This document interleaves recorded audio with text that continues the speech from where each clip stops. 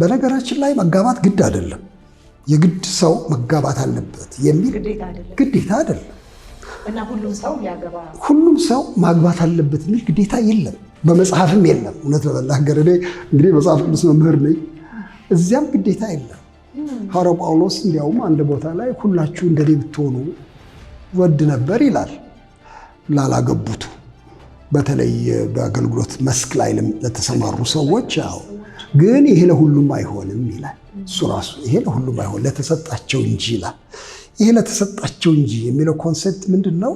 በዚህ ጎዳና ላይ ህይወታቸውን እንዲመሩ እግዚአብሔር ያሰናዳቸው ሰዎች በዚህ አይነት ብህቱና በዚህ አይነት በገለል በዚህ አይነት ለመኖር መንፈሳዊ ህይወታቸው ወደዛ የተቃኘ ሰዎች ካልሆኑ በስተቀር ኖርሙ የወትሮ ማግባት ነው፣ መጋባት ነው። አዎ መደበኛው ኑሮ እሱ ነው።